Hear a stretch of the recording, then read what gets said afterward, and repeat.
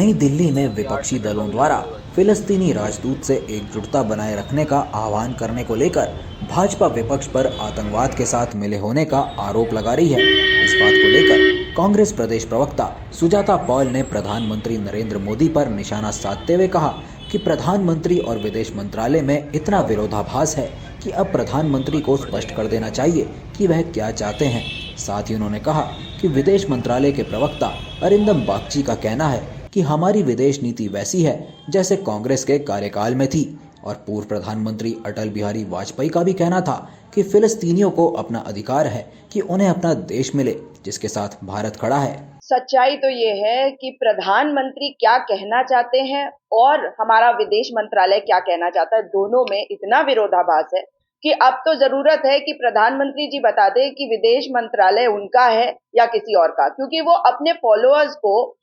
जो चुनाव आ रहे हैं उसको प्रभावित करने के लिए कोई और संदेश दे रहे हैं। सच्चाई है कि अरिंदम बागची जी जो स्पोक्स पर्सन है हमारे विदेश मंत्रालय के, उन्होंने साफ कर दिया एक प्रेस ब्रीफिंग के दौरान कि हमारी विदेश नीति वही है जो कांग्रेस के समय में थी। कैसे? उन्होंने ये कहा कि फिलिस्तीनियों का जो अधिकार है उसके लिए जो लड़ाई है उसके साथ खड़ा है भारत, और किसी भी आतंकवादी घटना का तो हम कभी समर्थन नहीं करते। अगर आप देखें कि जयराम रमेश जी ने पहले दिन ही जो ट्वीट भी किया वो क्या था, उन्होंने कहा कि अगर कोई भी आतंकवादी घटना होती है या हिंसक रास्ते का इस्तेमाल किया जाता है, और उन्होंने शब्द इस्तेमाल करे ब्रूटल अटैक के, उन्होंने कहा कि अगर इस तरह का ब्रूटल अटैक किया गया है इससे जो मकसद है फिलिस्तीनियों का वो कमजोर होता है। और आप देखते जाइए आने वाले वक्त में जब प्रधानमंत्री को साफ करना पड़ेगा कि हमारी विदेश नीति के साथ वो खड़े हैं तो वो क्या कहेंगे। वो यही कहेंगे कि जो विदेश मंत्रालय कह रहा है, जो अरिंदम बागची